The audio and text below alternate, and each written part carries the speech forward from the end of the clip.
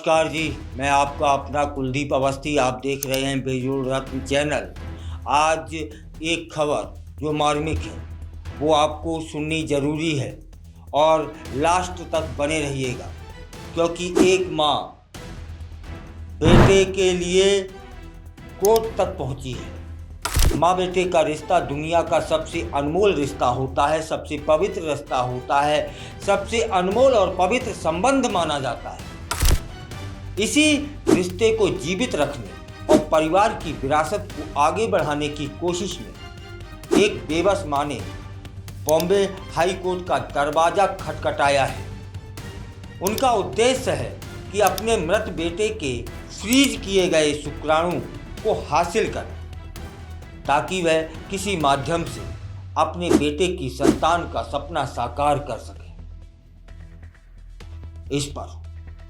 इस संवेदनशील मामला जब बॉम्बे हाई कोर्ट पहुंचता है और जस्टिस मनीष पिताले की एकल पीठ के समक्ष सुनवाई में आता है, तब सुनवाई के दौरान अदालत ने संबंधित फर्टिलिटी सेंटर को स्पष्ट निर्देश दे दिए कि जब तक इस याचिका का निपटारा नहीं हो जाता तब तक मृत युवक के स्पर्म को नष्ट या क्षतिग्रस्त न किया जाए। कोर्ट ने यह भी आदेश में कहा कि यदि ऐसा होता है, स्पर्म नष्ट हो गया, तब फिर इस याचिका का जो उद्देश्य है वह समाप्त हो जाएगा, पूरा नहीं होगा। कैंसर पीड़ित बेटे ने मरने से पहले रखवा दिए थे स्पर्म। याचिकाकर्ता की ओर से दी गई जानकारी के अनुसार उनका बेटा कैंसर से पीड़ित था और बीमारी के इलाज के दौरान ही उसने अपने शुक्राणुओं को सुरक्षित रखने के लिए एक फर्टिलिटी क्लिनिक में जमा करवा दिया। दुर्भाग्यवश बाद में उनका निधन हो जाता है। जब बेटे की मां ने क्लिनिक से स्पर्म देने का अनुरोध किया, तब फिर उस क्लिनिक केंद्र ने यह कहते हुए मना कर दिया कि मृत व्यक्ति के स्पर्म को उसके परिजनों को देना नियमों के विरुद्ध है। मां की भावनात्मक अपील कानून के समक्ष एक नई चुनौती है।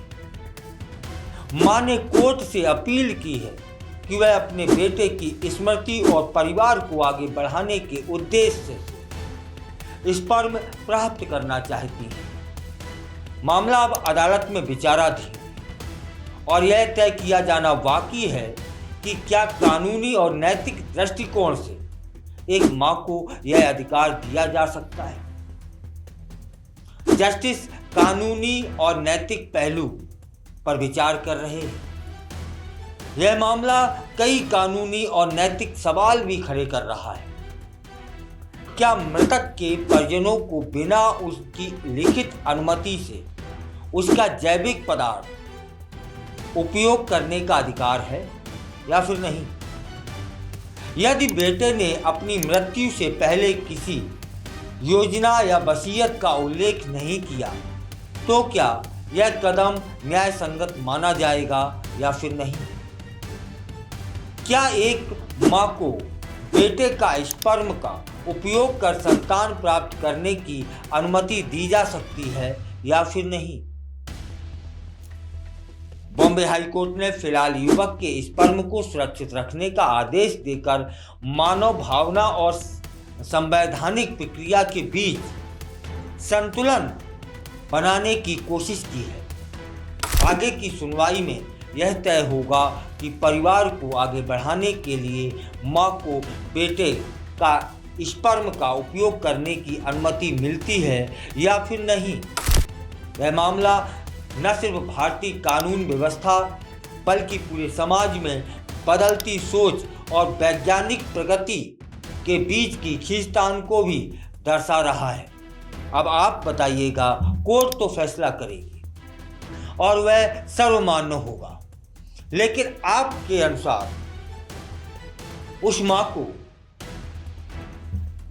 उसके मृत बेटे का स्पर्म मिलना चाहिए या फिर नहीं? वो चाहती हैं कि किसी माध्यम से उनका बेटा उनके सामने आए, भले ही वह बाल रूप में हो, और उनकी विरासत को बढ़ाने वाला कोई उत्तराधिकारी उन्हें हासिल हो। यह अधिकार उन्हें मिलना चाहिए या नहीं, आप क्या सोचते हैं? बताइएगा ज़रूर।